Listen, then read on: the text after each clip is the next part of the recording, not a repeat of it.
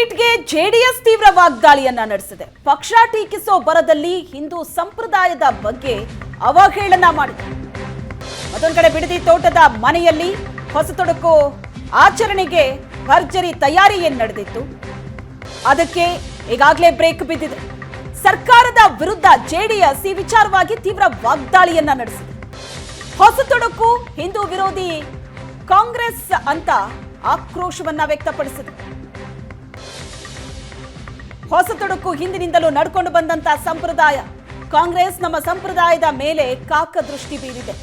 ಬಾಡೂಟವನ್ನ ಭಯೋತ್ಪಾದನೆಯಂತೆ ವೈಭವೀಕರಿಸ್ತಾ ಇದೆ. ಡಿಕೆಶಿ ಮನೆಯಲ್ಲೂ ಹೊಸತೊಡಕು ಆಚರಣೆ ನಡೀತಾ ಇದೆ.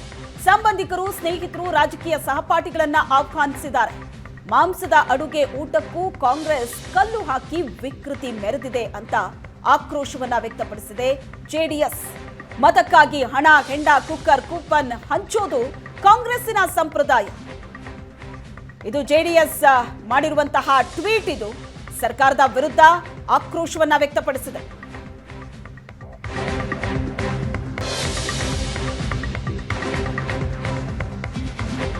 ಬಿಡದಿ ತೋಟದ ಮನೆಯ ಔತಣ ಕೂಟಕ್ಕೆ ಕಾಂಗ್ರೆಸ್ ಆಕ್ರೋಶ. ಬಿಡದಿ ತೋಟದ ಮನೆ ಜೆಡಿಎಸ್ ಪಕ್ಷದ ಹೆಡ್ ಆಫೀಸ್ ನಂತಿದೆ. ತೋಟದ ಮನೆಯಿಂದ ಮದ್ಯ, ಬಾಡೂಟದ ಘಮಲು ಬರ್ತಾ ಇದೆಯಂತೆ. ಸೋಲಿನ ಭೀತಿಯಿಂದ ಹೊಸತೊಡಕಿನ ಹೆಸರಲ್ಲಿ ಔತಣಕೂಟವನ್ನ ಆಯೋಜನೆ ಮಾಡಲಾಗಿದೆ ಅಂತ ಕಾಂಗ್ರೆಸ್ ಆಕ್ರೋಶ ವ್ಯಕ್ತಪಡಿಸಿದೆ. ಮತದಾರರಿಗೆ, ಕಾರ್ಯಕರ್ತರಿಗೆ ಔತಣಕೂಟದ ವ್ಯವಸ್ಥೆ ಮಾಡಲಾಗಿತ್ತು. ಮಾಹಿತಿ ಇದ್ರೂ ಚುನಾವಣಾ ಆಯೋಗ ಕಣ್ಣಿಗೆ ಬಟ್ಟೆ ಕಟ್ಕೊಂಡಿದ್ಯಾ ಅಂತ ಪ್ರಶ್ನೆ ಮಾಡಿದೆ. ಬಿಜೆಪಿ ಜೆಡಿಎಸ್ ಸೋಲಿನ ಭಯದಲ್ಲಿದೆ. ಮದ್ಯ, ಮಾಂಸದ ರುಚಿ ತೋರಿಸಿ ಮತ ಕೇಳೋದಕ್ಕೆ ಮುಂದಾಗಿವೆಯಾ ಅಂತ ಕಾಂಗ್ರೆಸ್ ಟ್ವೀಟ್ ಮಾಡಿದೆ. ರಾಮನಗರ ಚುನಾವಣಾಧಿಕಾರಿಗಳು ಸುಮ್ಮನಿರೋದು ಯಾಕೆ ಅಂತ ಕಾಂಗ್ರೆಸ್ ಕೂಡ ಟ್ವೀಟ್ ಮಾಡಿದೆ.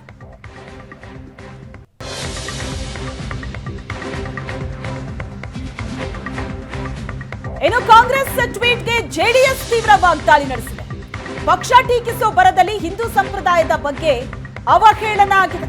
ಕಾಂಗ್ರೆಸ್ ಕೊಳಕುತನ ಟ್ವೀಟ್ನಲ್ಲಿ ಎದ್ದು ಕಾಣ್ತಾ ಇದೆ. ಕಾಂಗ್ರೆಸ್ ನಿರಂತರವಾಗಿ ಹಿಂದೂ ವಿರೋಧಿಯಂತೆ ವರ್ತಿಸ್ತಾ ಇದೆ. ಹೊಸತೊಡಕಿಗಿಂತ ಇಫ್ತಾರ್ ಕೂಟದಲ್ಲೇ ಕಾಂಗ್ರೆಸ್ಗೆ ಹೆಚ್ಚಿನ ಪ್ರೀತಿ ಅಂತ ಜೆಡಿಎಸ್ ಟ್ವೀಟ್ ಮಾಡಿ ಆಕ್ರೋಶವನ್ನ ವ್ಯಕ್ತಪಡಿಸಿದೆ. ಕಾಂಗ್ರೆಸ್ ಮಾಡಿದಂತಹ ಟ್ವೀಟ್ಗೆ ಜೆಡಿಎಸ್ ಕೂಡ ತೀವ್ರ ವಾಗ್ದಾಳಿಯನ್ನ ನಡೆಸಿದೆ.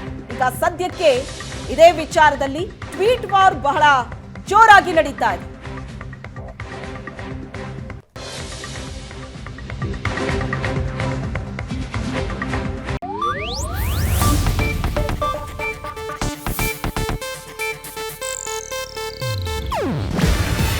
ಇದು ಏಷ್ಯಾನೆಟ್ ನ್ಯೂಸ್ ನೆಟ್ವರ್ಕ್ ಪ್ರಸ್ತುತಿ. ನೀವು ನೋಡ್ತಿದ್ದೀರಾ ಏಷ್ಯಾನೆಟ್ ಸುವರ್ಣ ನ್ಯೂಸ್.